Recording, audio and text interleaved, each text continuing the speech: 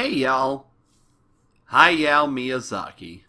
Any animation fan who's never heard of him can't call themselves animation fans. The man who has few unique words left to describe him. He's influenced many artists, animators, directors, and game designers all over the world. His movies have become regarded as some of the most beloved and critically acclaimed of all time. He's retired and subsequently come out of retirement more times than Hulk Hogan. At 78 years old, he shows no signs of slowing down. That's the short end of it. But you can read that on Wikipedia. I think the true beauty of Miyazaki's work is how he's touched so many people's lives, mine included. He's my favorite film director of all time. Yeah, I said film director. Because I point to Miyazaki as the one animator who can bridge the gap between the stigma of animation and live-action cinema. Because when I watch a Miyazaki movie, I never feel like I'm watching a cartoon. I feel like I'm watching paintings come to life, imagination unfold, and new worlds I never knew being drawn right in my living room. It's this reason that's caused me to want to review every Miyazaki movie. I know, it might seem kinda boring to talk about movies you hear praised to death all the time. And I'm going to try to not sound like a film critic when talking about them. Because each Miyazaki movie, to me, is art. And like all art, everybody's going to have their own perceptions and takeaways from it. And I hope to share mine with yours. Join me. This is my Hayao Miyazaki saga.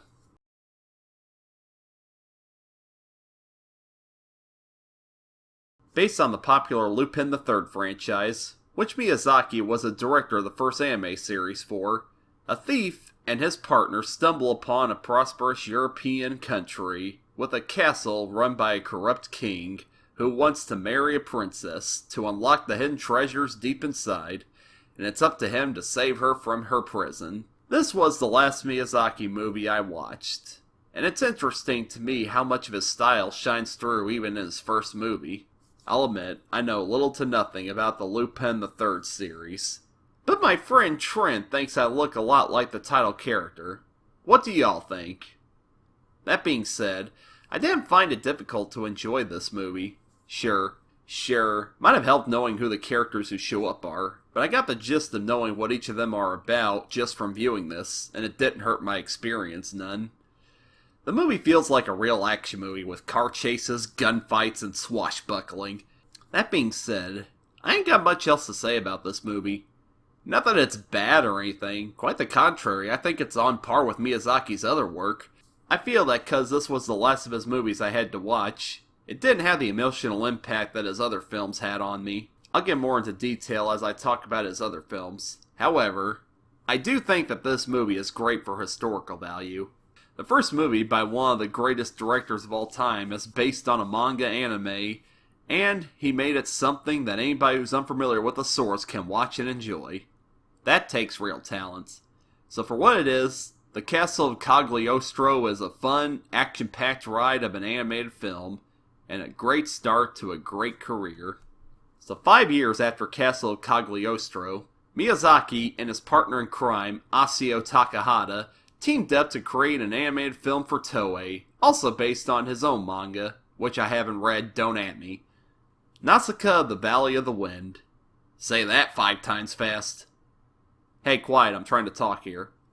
Even more Miyazaki trademarks were born with this movie. The female lead, the vast and lavish landscapes, much of the movie taking place in the sky, and the theme of humanity's relationship with nature. Nausicaä is a princess whose goal is to prevent a forest of bug creatures called ohms from being burnt down by a neighboring kingdom who have no regard for insect life. Since getting into Godzilla at a young age, I love movies that deal with the struggle between man and the world. Does man rule the world, or does the world rule us? It's a theme that Miyazaki loved to tackle, as he had addressed it in several movies after it, especially one I can't wait to talk about. But here we are now. One of my favorite qualities of this movie is the title character. She's so smart, kind, caring, and badass when she needs to be. She's the ultimate strong female character wrapped into one adorable package. She loves nature so much, she'll make you fall in love with it. She can make me feel sympathy for giant bugs. That's how addictive her passion is. One of my favorite scenes is towards the end when she picks up a machine gun and forces two guys to give her a ride, even though she's beaten and barely able to walk after a crash. I would marry this chick if I could.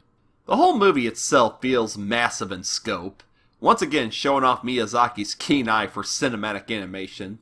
Being an 80s fantasy movie, it has that 80s fantasy movie feel, the kind that just creates its own world and shows off how much imagination and creativity it has. You're fascinated yet cozy with it.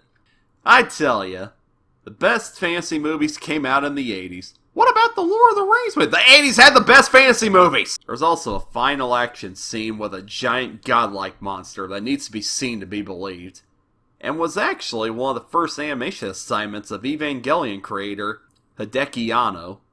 He clung on to giant monsters even from the beginning of his career. Nausicaä is an even greater achievement than Miyazaki's first. It was a telltale sign of what was to come from this treasure chest of imagination. Oh boy. So, with the success of Nausicaä, Miyazaki, Takahata, and producer Toshio Suzuki were able to form their own studio, Studio Ghibli. You think Pixar and Disney are the Mac Daddies when it comes to animated films? Ghibli makes them look like Care Bears. And what better way to kick off a new studio than making a movie like Castle in the Sky? The plot concerns a little boy and girl who go on an epic quest to find a floating castle in the sky called Laputa, while joining up with a rowdy gang of pirates who are being pursued by the military, and Mark Hamill voicing Elton John.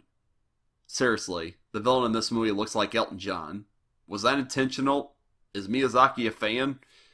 One of my favorite aspects of Miyazaki's work is he's able to take straightforward stories like that and make these epic tales of imaginative storytelling.